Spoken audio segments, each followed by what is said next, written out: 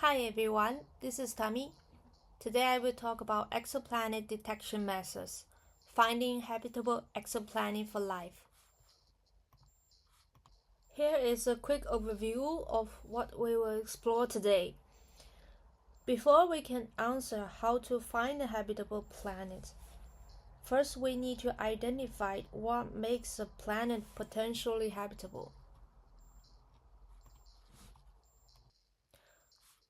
Water is required for all life as we know because it is the most accessible, abundant, and common liquid in terms of planetary material. To determine where liquid water can exist, we look at the habitable zone, where temperature allows liquid water to exist. So it depends on the brightness of a star and the planet's orbitable distance. However, a planet in the habitable zone doesn't necessarily mean the planet itself is habitable. Like Earth, the habitable planets are expected to have a rocky composition. Planetary density is another key factor. Thirdly, a sufficient mass is important. Finally, a suitable atmosphere. We need to consider the atmospheric composition. While there are many factors that determine whether a planet is truly habitable, the key factor list here can already help us narrow down the candidates. Even planets satisfy all key habitable criteria are extremely rare. Now we know what kind of planets we're looking for. Let's take a look at how astronomers search for this planet and determine whether they could be a good place to live. The discovery of exoplanet has only been confirmed in recent years by astronomers.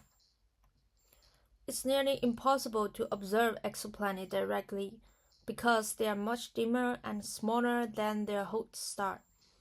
Therefore, we use indirect methods to detect exoplanets. In this section, we will look at three main methods and then do a quick comparison.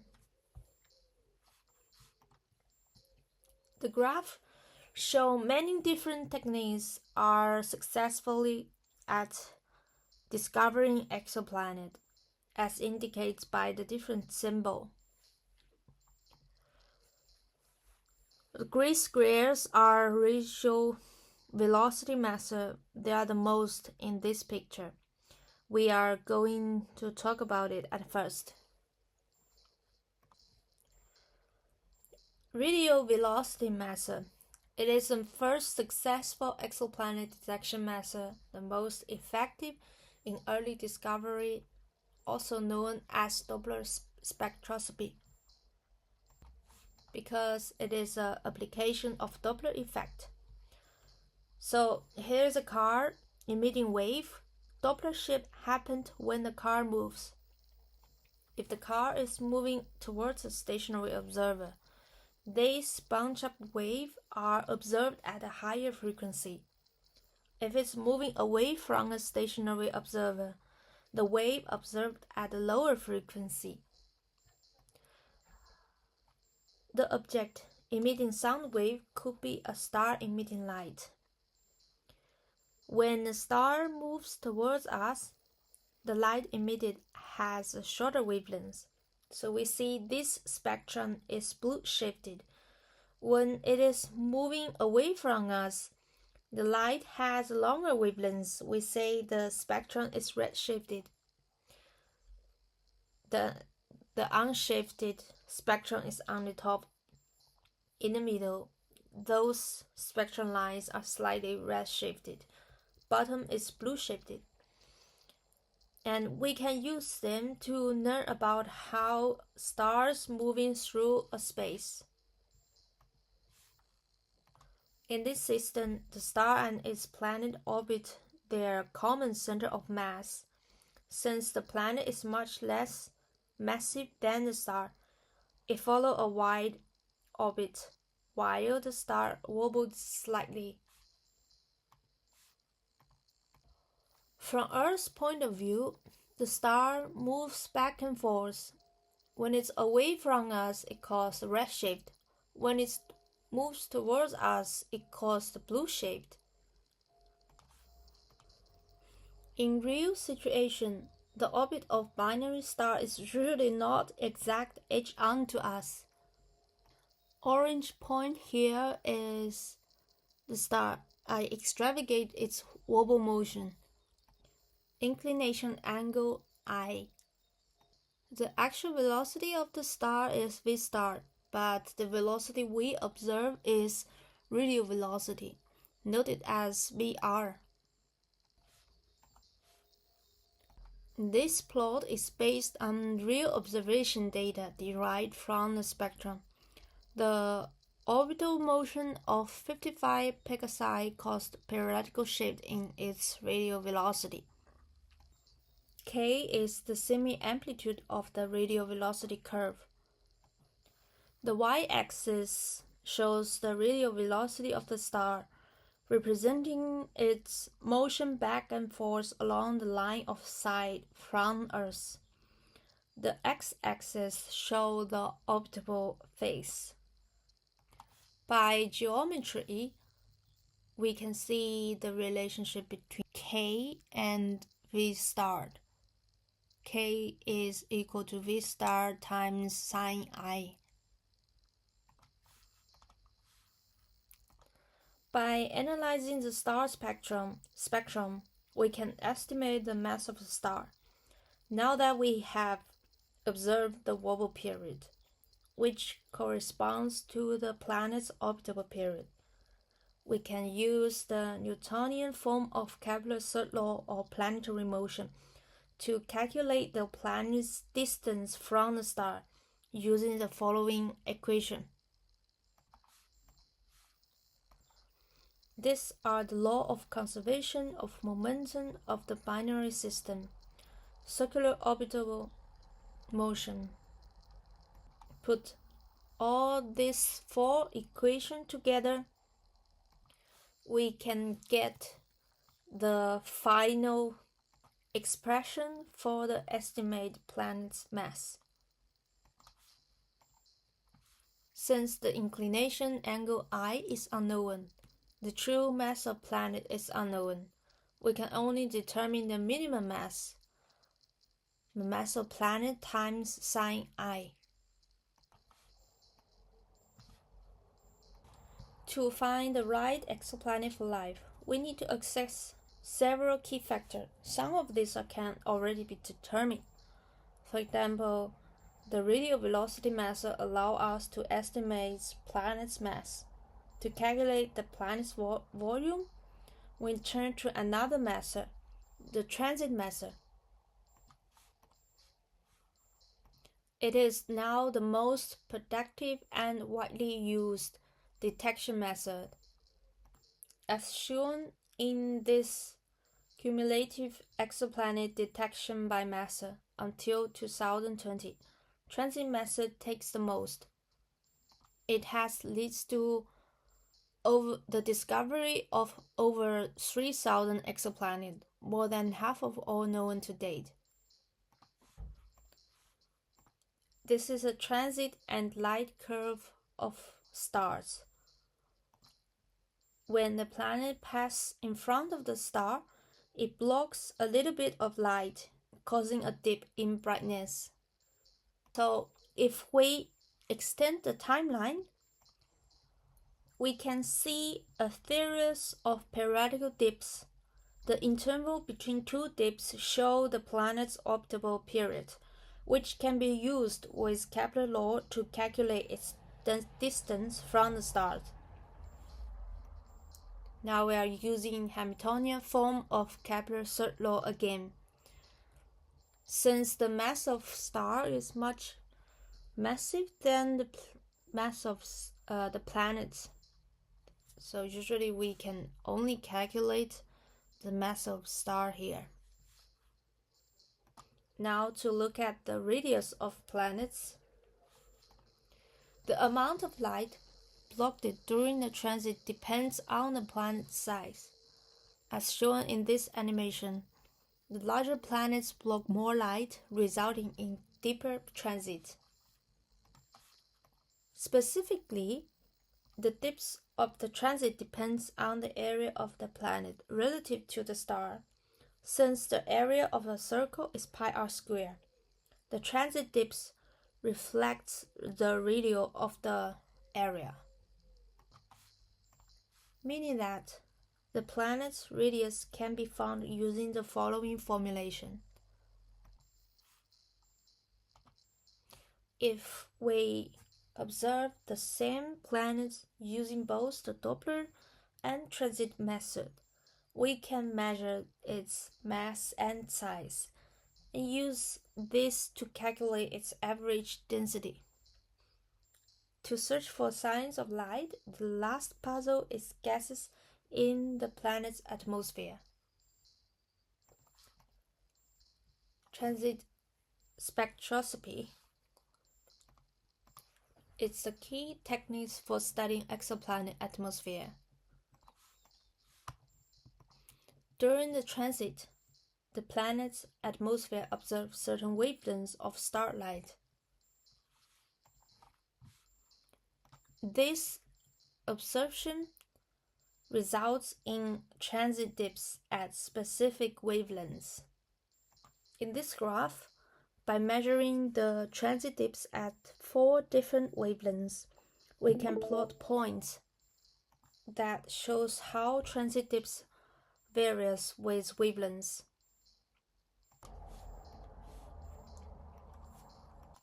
This is a hypothetical example of transmission spectrum. And different gas observe different wavelengths of light, like a fingerprint. You can see on this graph, there are many absorption lines. The absorption lines on it reveal the planet's atmospheric composition.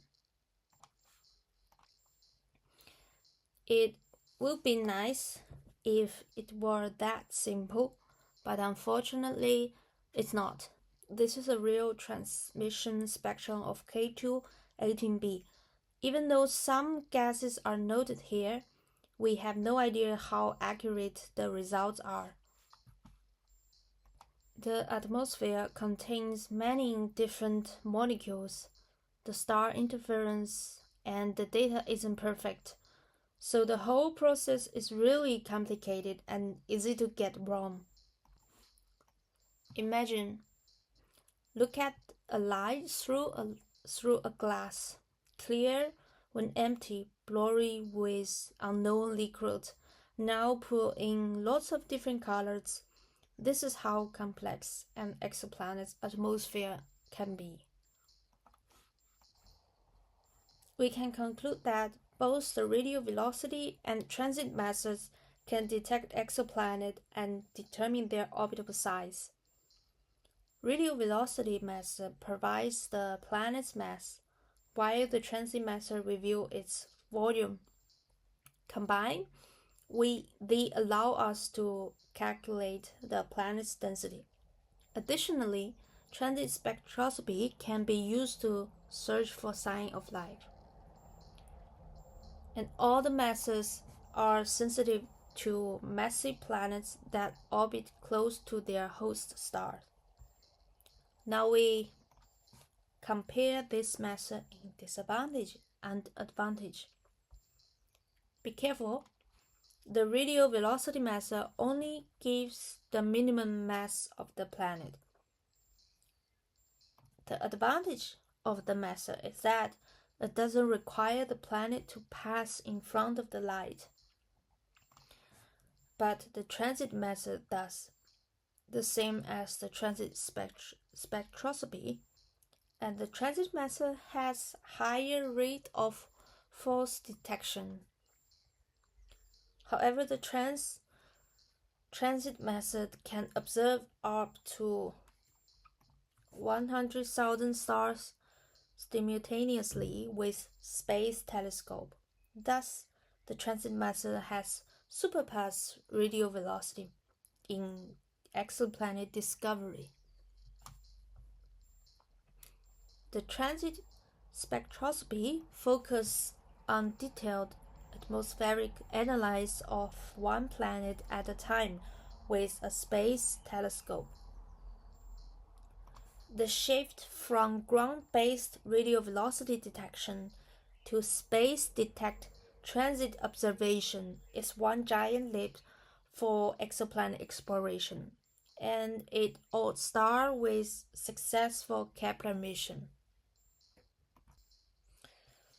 NASA's Kepler mission, the first planet-hunting space telescope, it used the transit method. Let's look at its detection region. In this image here is the constellation Cygnus, and the 42 segments represent Kepler's field of view. If we zoom in one of it, we find the first discovered rocky planet, Kepler 10b. Here are the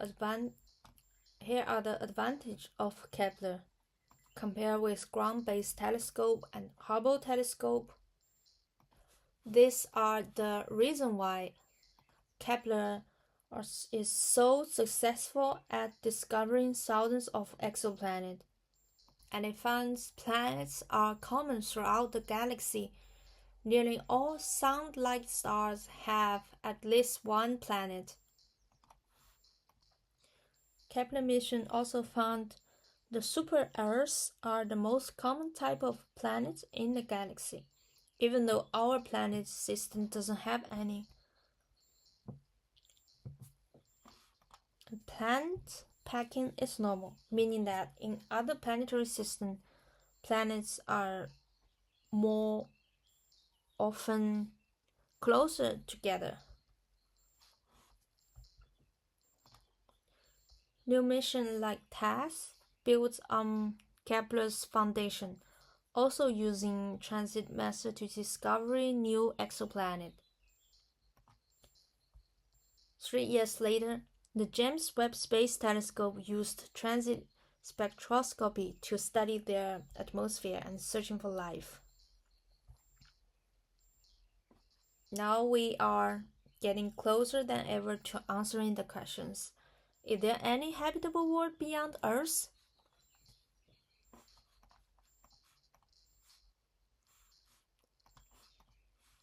The Kepler mission indicates that planets are common throughout the galaxy. This is Kepler's legacy, a new understanding about our universe, and the diversity exists our imagination. Kepler 16b orbits two stars. Kepler 10b is an extremely hot with ocean of molten rock. TRES-2b, known as the darkest exoplanet than ever discovered. And Earth-like planets are a key tactic in current observation, because astronomers tend to have a similar rocky composition and mass as Earth, which are the key factors for supporting life. An analysis of Kepler discovery suggests that at least 20% of stars in the Milky Way may have Earth-sized planets within their habitable zone. As of March 2024, over 5,500 exoplanets has been confirmed. Among these, 29 are likely rocky planets with the potential for surface liquid water that could support liquid water. This is our conservation sample. Kepler 186f is a significant discovery. It is the first Earth-sized planet discovered in the habitable zone. Its radius is very close to Earth, but the main concern is its host star. Unlike our Sun, It is a dim and unstable red dwarf. Kepler 452b, the first Earth-sized planet discovery in the habitable zone of a Sun-like star. The first exoplanet to be called Earth 2.0. The orbit period is very similar to Earth. However, the radius of approximately 1.63 times that of Earth, which places it right near a critical threshold. It may be rocky or a mini Neptune. Either could be possible. That's why it is a worrying point. So, right location, right radius, good news. But only this characteristic couldn't guarantee that a planet is habitable. And both of them are too distant, hard for James Webb Telescope to study their atmosphere. Let's look back at the strategy and techniques we have used. Start from 1995, the first true exoplanet discovered using the radial velocity method. And then transit method start to use transit spectroscopy, first detect the exoplanet atmosphere. 2009, Kepler launched, and TESS continued the mission. James Webb Telescope began the atmospheric analyzed by transit spectroscopy. With all this strategy and techniques, we can measure the key factor of exoplanet. By analyzing this factor, we assess their potential habitable. But as seen in these two examples, we're still unable to detect some important factor. And in reality, there are many more factors that affect whether a planet is truly habitable or not. That's why none of these so-called habitable exoplanets has been confirmed to be truly Earth-like. And the headline often claim a new star, a new Earth has been found, but we shouldn't take them too seriously. There's no real Earth 2.0 yet. There are also other group of scientists, the SCTI institution, who search for life in a different way. They listen for signals from the universe. But the amount of the data was so massive, so they launched a global project, SCTI at Home. The data was shared online. Despite all the skill and effort, no comfort signal yet. It's like we are secretly listening to the cosmos, but so far, no one picked up the phone. The upcoming Nancy Gross Roman Space Telescope will continue the detection mission. Although still a concept, the proposed New Worlds mission, the Star Shield paired with the Space Telescope, aim to block starlight and directly image Earth-like planets. Humanity will keep looking for a right exoplanet for life. The questions, are we alone, will continue to guide our exoplanet. Even if we don't find other Earths soon, the search itself brings us closer to understand our planet in the universe. Thank you for listening.